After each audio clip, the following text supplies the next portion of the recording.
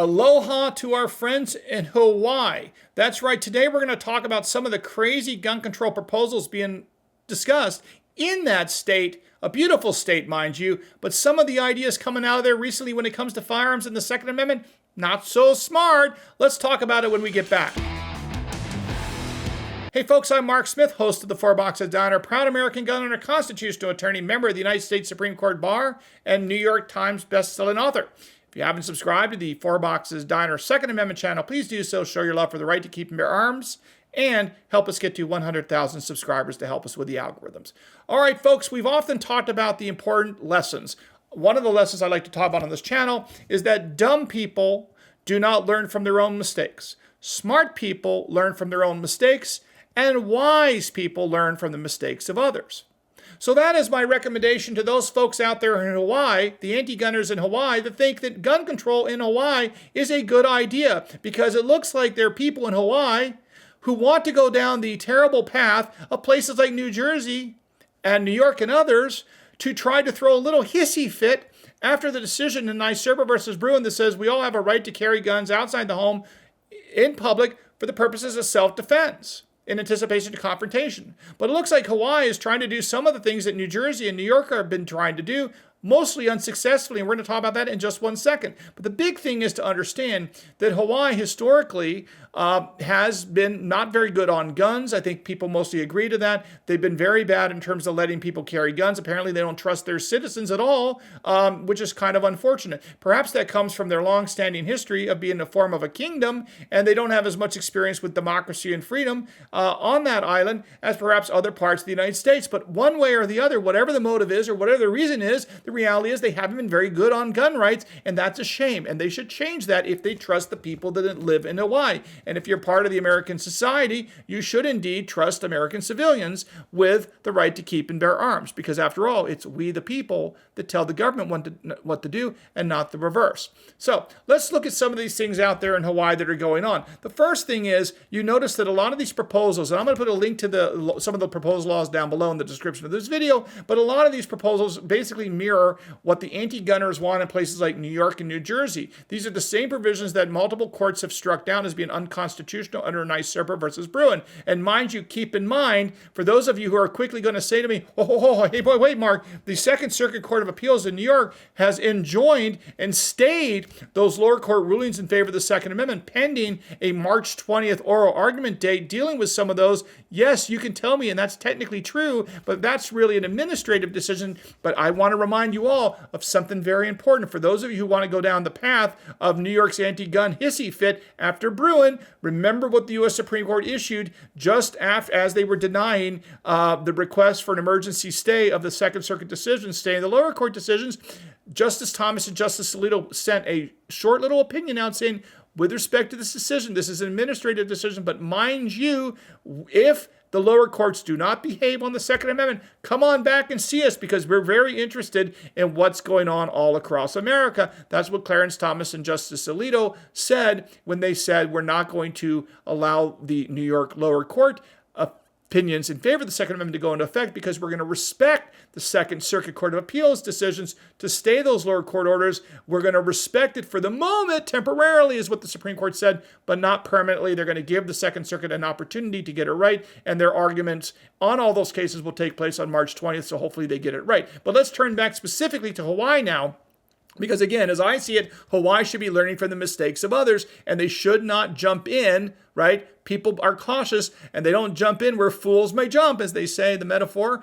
Here's the reality of it. The first thing that Hawaii looks to be doing is they're trying to expand the definition of sensitive places. That includes things like zoos and parks and museums and libraries and recreation centers and restaurants with alcohol, plus a 1,000-foot buffer zone. Keep in mind that a buffer zone, which is an area around a so-called sensitive place, which is a euphemism for government-mandated gun-free zone, there's no historical precedent whatsoever for buffer zones around any particular place, especially at the time of our founding in 1792, which remember that's how you interpret the Second Amendment at the time of the founding of 1791, which is when the Second Amendment went into effect, or that time period as well. The 1792 is relevant for many reasons, including the Militia Act of 1792. But the point is, during that founding era, you'll see no concept of buffer zones in any respect in terms of gun-free zones. That was something that came out of the judicial activists of the 1970s, the notion of buffer zones around, let's say, abortion clinics. None of that stuff stands when it comes, and none of it existed in terms of gun-free zones. So any references to buffer zones are clearly unconstitutional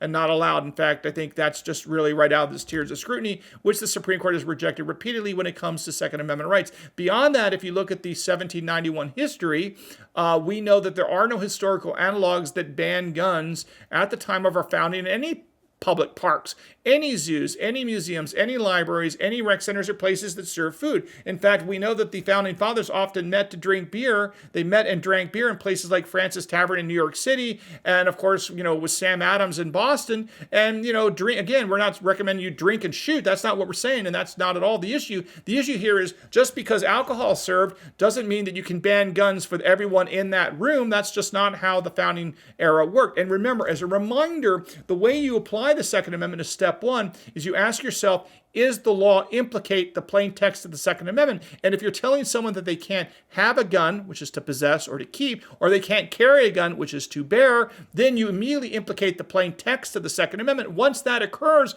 the burden of proof shifts to the government. That would include Hawaii legislators. The burden of shifts flows to government officials to come forth with historical analogs to demonstrate from 1791 that there were similar restrictions on the sorts of things you want to do today. And if you can't find 1791 historical analogs that justify the restriction you want to impose on guns today in the 21st century, then those modern day gun control restrictions are unconstitutional under the Second Amendment. That's not what my opinion is. That's what the U.S. Supreme Court has said. Now, let us go on beyond the so-called sensitive places of public parks and taverns, which I've just illustrated historically, is clearly not any kind of a historical sensitive place that allows government to ban guns. That was simply not the case. Remember, the Supreme Court in Bruen specifically identified 3 areas that could be deemed sensitive places at the time of the founding. Those were polling places, that was courthouses, and that was legislative chambers. None of these 3 things have anything to do with, again, public parks, zoos, or museums. So I don't see how an idea like that can fly down there in a place like Hawaii.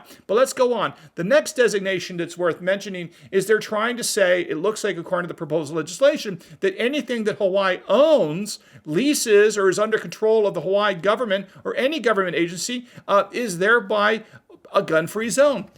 This is just absurd, right? And we already know this because a major decision by Judge Renee Marie Bum in the United States District Court for New Jersey has already said that just because government owns something doesn't make it a gun-free zone. You can't make it a gun-free zone or a sensitive place. That's just simply stupid. This is what Judge Bum wrote just about a month ago, not even a month ago. She writes, quote, "What is clear is that the fact that whether the government is the proprietor is not relevant before and after Bruen.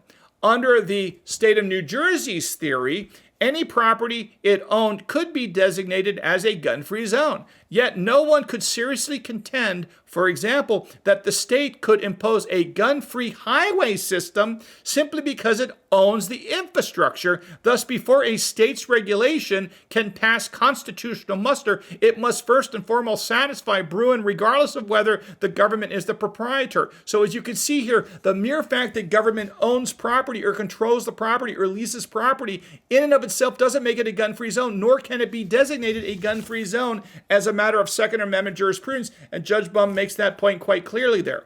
I should note that the only historical analogs that are out there in the founding era that I'm aware of that has any kind of restrictions other than courthouses, polling places, and legislative assembly chambers, which is what Bruen mentions in the Supreme Court case. The only other example of that involves hunting rules, but hunting rules are not gun-free zones. That's basically saying that you can't bring guns onto property and shoot animals on a particular piece of property during the wrong season or whatnot, but that is not involving the keeping of firearms or the bearing of firearms. It's not banning that. It's just saying you can't shoot the animals. That is not analogous to what Hawaii, for example, seems to be contemplating, which is we're going to ban people from bringing guns onto this at all. Now, there's two other points I want to make about this sort of gun-free zone concepts that Hawaii is looking to, especially when it comes to government property. The next issue is we know that in the state of New York, there's been multiple court rulings against the state of New York by federal judges applying the Second Amendment on the grounds that designating private property, for example, gun-free zones, requiring the owners, the proprietors of that private property to put a big sign up front that says, we allow guns here, that violates not just the Second Amendment, it also violates the First Amendment, because under the First Amendment's right to free speech, you cannot be compelled to speak if the government wants you to do that. And that's what the courts have said, that by the historical default of everyone's allowed to bring guns wherever, that's the default position, by flipping that default on its head and making it backwards, if you will, and saying that no one's allowed to bring guns on a private property in the state of New York unless the owner of the property gives express written consent or so on, and puts a big sign out front that says guns allowed. But by doing that, you're forcing people to take a position, and they're compelled to say that you're allowed to bring guns on the property. And the courts have repeatedly said that this is unconstitutional because you're compelling speech imposed by government, and that's not allowed not only under the Second Amendment's right to keep and bear arms,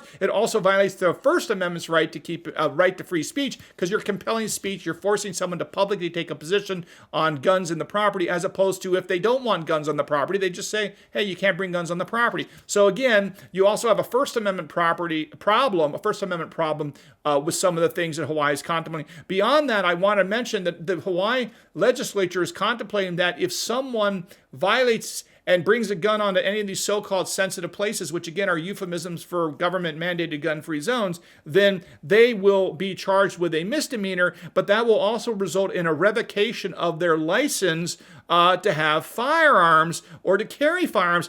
This is not going to fly, folks. Let me tell you why this is not going to fly. The reason why this is not going to fly is, very soon, the United States Supreme Court for the Third Circuit is going to hear a case and is going to issue an en banc decision in a case called Range versus Garland. Now, the Range versus Garland specifically deals with whether or not a nonviolent felon convicted of a $2,000 welfare fraud, I believe, conviction many years ago, whether or not he loses his gun rights forever under the Second Amendment. And that's going to turn on the legal question whether or not the Second Amendment allows society to ban dangerous people from having firearms, or can allow government to ban people that the government itself designates as not virtuous from having guns. And it's pretty clear of the way the trend is in American courts. It's toward the view of Justice Amy Coney Barrett articulated in her decision in Cantor versus Barr in a dissent when she was on the Seventh Circuit. I think that opinion helped her get elevated to the Supreme Court by Donald Trump as president.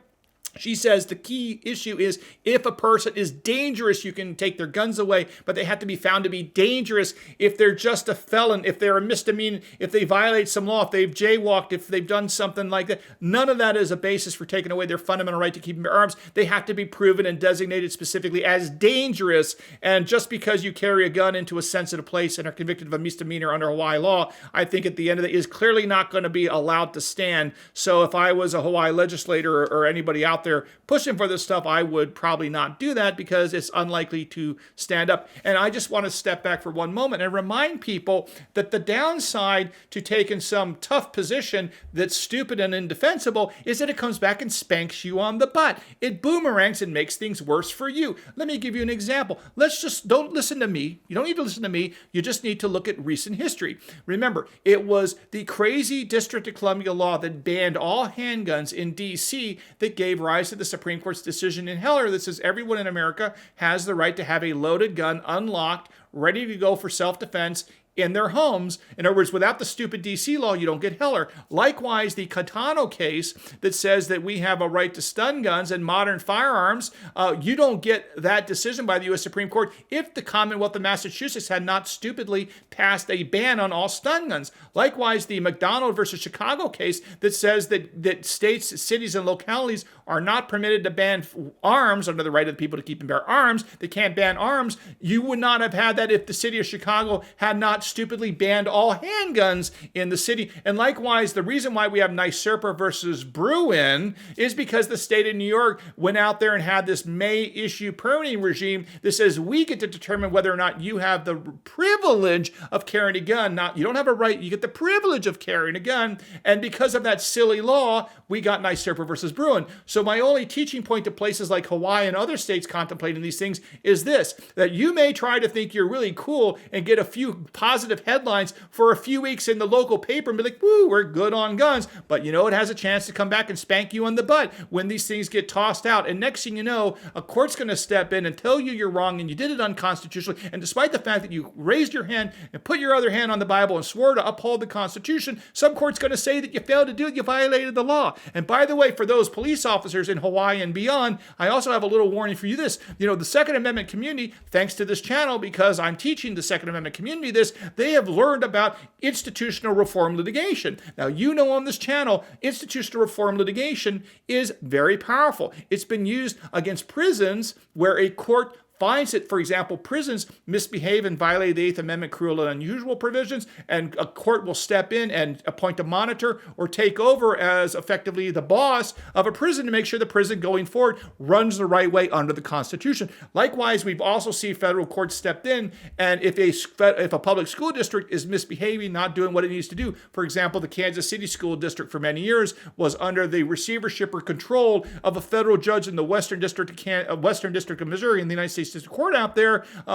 That is another example. So I have been recommending that if there are licensing divisions, if there are police departments, if there are, state police out there that are not properly following the rules of NYSRPA versus Bruen, that if a court finds that they are not following the rules the right way, that they be spanked. And one of the ways that should happen is that those federal judges, in the name and under the laws of institutional reform litigations and remedies, should step in and take over those police forces, those licensing divisions, and those licensing professionals that are engaged in issuing licenses, and that they basically start to report to a federal judge. That is not anything that if I worked in government I would want, because all of your work will be subject to discovery by a federal judge. And again, that would not be pleasant, at least as I see it. Just a few more points I want to make about these proposed Hawaii laws. I also want to say that, if you look at the language that they're setting forth as to who can get a license to have a gun or to carry a gun, it's clearly unconstitutional in NYSRPA versus Bruen because it's very discretionary.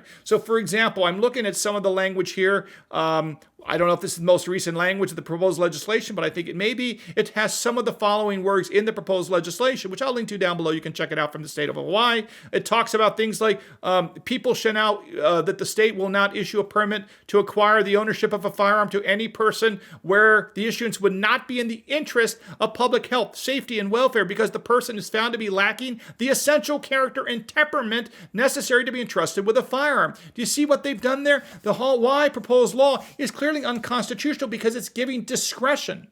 It's giving discretion to government employees to decide whether or not an individual who wants to exercise their right, their fundamental right to keep and bear arms, to whether or not that individual it's in the best interest of society and whether they have the essential character or temperament and necessary to be entrusted with a firearm. But this is clearly unconstitutional. And this is, why do I say this? Because just set aside the NYSRPA versus Bruen majority opinion for a moment, which is very clear and long and detailed. Just let's take a look at what Brett Kavanaugh and Justice Roberts talk about, where they clarify some of the issues involving with licensing. To me, if I was in a place like Hawaii, I would look very carefully at what Justice Kavanaugh and Justice Roberts wrote in their concurrence in Bruen. This is what they wrote. Tell me if this sounds important and relevant to giving licensing officials in places like Hawaii unlimited discretion to determine whether or not someone has a good or bad temperament to carry guns. This is what Kavanaugh and Roberts wrote in Bruen in a concurrence. Quote, as the court explains, New York's outlier May issue regime is constitutionally problematic because, this is the key, because it grants open-ended discretion to licensing officials and authorizes licensees only for those applicants who can show some special need apart from self-defense. You see what they just said? They said there was two problems with the New York law. The first was it granted open-ended discretion to licensing officials, and number two, it authorized licenses only to those that could show a special need. When it comes to places like Hawaii and others that want to have all this discretion as to who gets licenses, again, the problem is that's going to grant open-ended discretion to licensing officials, and that is not allowed. Let's carry on. Roberts and Kavanaugh in their concurrence also say about these open-ended discretionary regimes and why they're unconstitutional under the Second Amendment the following, quote, this is not me, this is Kavanaugh and Roberts, quote, those features of New York's regime, the unchanneled discretion, that's that key word again, the word discretion, those features of New York's regime, the unchanneled discretion for licensing officials and conjunctive and the special need requirement in effect deny the right to carry handguns for self-defense to many ordinary law-abiding citizens. So there you have it. I think there's a bunch of reasons why some of these ideas out in Hawaii are really wrong and unconstitutional. The sensitive places, again, none of them are dealing with polling places, legislative chambers, or courthouses. Anything beyond that, I don't think there's historical analogs to justify the sorts of nonsense they're talking about. And to the extent they talk about 1,000-feet buffer zones, that's clearly unconstitutional. That didn't even exist. The concept didn't even exist in 1791 and was invented by really modern judicial liberal activists. So that's not going to stand. And last but not least, I do want to mention one additional thing.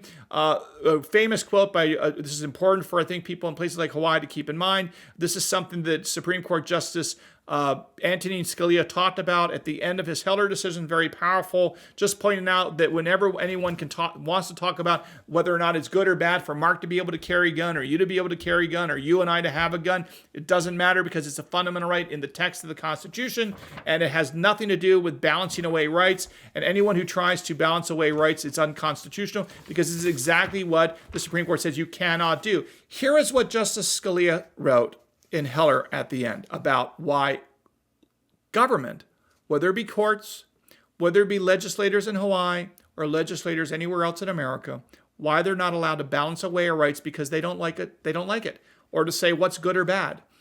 Here's what Justice Scalia and the Supreme Court said in Heller, quote, we know of no other enumerated constitutional right whose core protection has been subjected to a freestanding interest balancing approach.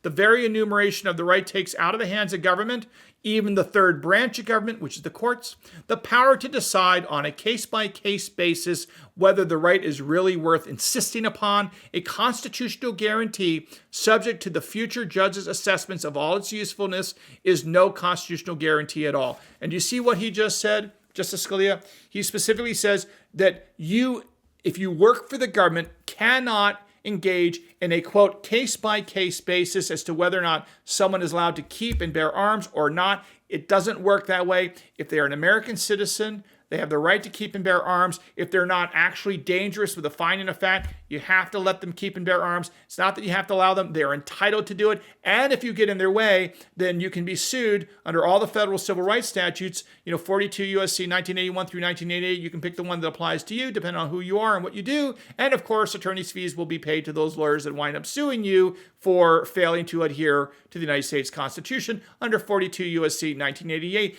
And if an organization or a government institution or a licensing division literally, repeatedly violates the right to keep and bear arms of American citizens, they could be subject to institutional reform litigation, which means that a court comes in and takes over your place of work and babysits you to make sure that you respect and honor the United States Constitution the way federal judges have done it in the past, babysitting certain prisons and babysitting certain schools that were incapable of following the Constitution or the relevant law without court oversight. Okay, folks, hope you learned a little bit something about what's going on out there in Hawaii. If you haven't subscribed to the Four Boxes Diner, please do so. And aloha today from the Four Boxes Diner. Orders up. Table 2A.